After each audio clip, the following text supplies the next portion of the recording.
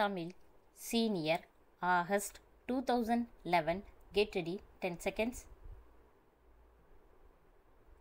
5 seconds. Start.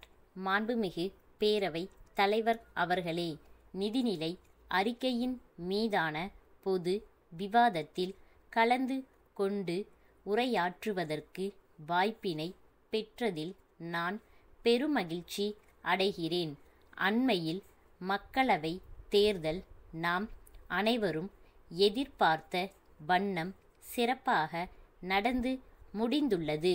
ஒவ்வொரு தேர்தலின் போதும் இந்திய மக்கள் தங்களுடைய அரசியல் முதிர்ச்சியை அவ்வப்போது நிரூபித்து வந்துள்ளனர் என்பதில் ஐயமில்லை.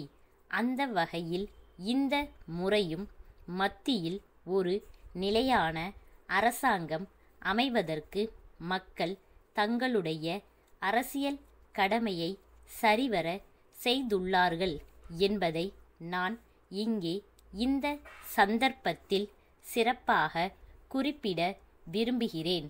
அடுத்தபடியாக, விருப்பு வெறுப்பு எதுவும் இல்லாமல் நேர்மையான முறையில் மக்களவை தேர்தலை நடத்தியதில் இந்திய தேர்தல் ஆணையம் நம் எல்லோருடைய பாராட்டுகளையும் நன்மதிப்பையும் பெற்றிருக்கிறது என்பதில் நாம் அனைவரும் பெருமை கொள்ளலாம். மாண்புமிகு நிதியமைச்சர் அவர்கள், இந்த அரசு ஏழைகளின் அரசாக, விவசாயிகளின் அரசாக இருக்கும் என்றும், அறிவியல் மற்றும் தகவல் தொழில்நுட்ப வளர்ச்சிக்கு அதிக முக்கியத்துவம் அளிக்கப்படும் என்றும் தெரிவித்து இருக்கிறார்கள். இது உள்ளபடியே வரவேற்கத்தக்கது. தமிழகத்தை பொறுத்தவரையில் தென் மாவட்டங்களில் புதியதாக தொழில்கள் உருவாக்கப்படவில்லை என்ற ஏக்கமும் எதிர்பார்ப்பும் மக்களிடம் பெரிதும் இருந்து வருகிறது என்பதை நாம் நன்கு அறிவோம். எனவே இந்த குறையை போக்குவதற்கான வழிவகைகளை அரசாங்கம் விரைந்து காண வேண்டுமென்று இந்த நேரத்தில் நான் அன்போடு கேட்டு கொள்கிறேன். நம்முடைய மாநிலத்தில் மக்கள் நலனை கருத்தில் கொண்டு புதிய மின்சார உற்பத்தி நிலையங்களை அமைக்க இருப்பதாக குறிப்பிட்டிருக்கிறார்கள். இதனை எல்லோராலும் வாழ்த்தி வரவேற்கப்படும் அறிவிப்பாகவே கருதலாம்.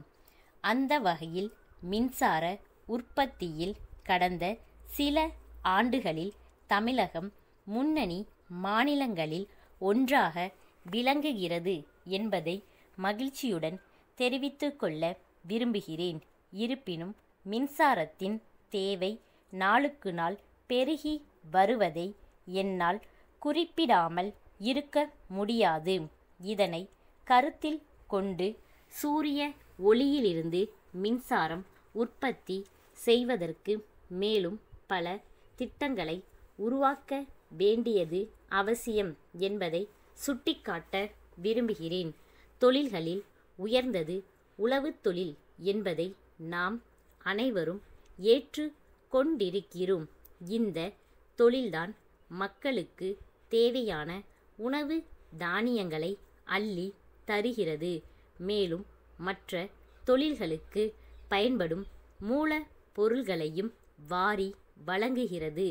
ஆயினும் தற்போது விவசாயம் லாபம் தரும் தொழிலாக இல்லாமல் இருப்பதால் தலைமுறையாய் இந்த தொழிலில் ஈடுபட்டிருந்த மக்கள் மற்ற தொழில்களை நாடி நகர்ப்புறங்களுக்கு செல்லும் செய்திகள் கவலை அளிப்பதாகவே உள்ளது. எனவே சோதனைகளை சாதனைகளாக மாற்றும் நம்முடைய மாண்புமிகு முதலமைச்சர் அவர்கள் ஏழை விவசாயிகளின் வாழ்வு மலர தீவிர நடவடிக்கை மேற்கொள்ள வேண்டுமென்று கேட்டு கொள்கின்றேன்.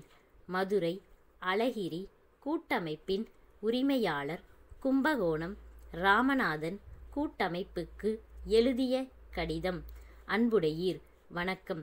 கடந்த சில ஆண்டுகளில் தமிழ்நாட்டில் வண்ண மீன்கள் வளர்ப்பு தொழில் 2 மடங்காக வளர்ந்துள்ளது என்பதை மகிழ்ச்சியுடன் தெரிவித்து கொள்கிறோம். எங்களுடைய நிறுவனத்தில் உற்பத்தியாகும் மீன்கள் நம்முடைய நாட்டின் அனைத்து மாநிலங்களுக்கும் அனுப்பி வைக்கப்படுகின்றன. இந்த தொழிலில் வருமானம் மிக மிக அதிகம் என்றால் அது மிகையாகாது. இருப்பினும் இந்த தொழில் நம்முடைய மாநிலத்தில் வளராமல் இருப்பதாக தங்கள் கடிதத்தில் எழுதி இருக்கிறீர்கள். இதற்கு காரணம் வண்ண மீன்கள் வளர்ப்பு தொழில் குறித்து மக்கள் மத்தியில் சரியான விழிப்புணர்வு இல்லாமல் இருப்பதுதான் என்பதை முதலில் தெளிவுபடுத்த விரும்புகிறோம். குறையாக தெரிவிக்கப்படும் விஷயங்கள் சில இருந்தாலும் வீட்டில் இருந்தபடியே தொழில் செய்ய நினைப்பவர்களுக்கு நிச்சயமாக இது வளமான வாழ்க்கையை கொடுக்கும் என்பதில் ஐயமில்லை. மிக குறைந்த முதலீட்டில் மிக சிறிய இடத்தில் மீன்களை வளர்க்கலாம். எங்களுடைய இந்த விளக்கம் தங்களுக்கு மனநிறைவை அளிக்கும் என்று நம்புகிறோம். தங்கள் நம்பிக்கையுள்ள ஸ்டாப்.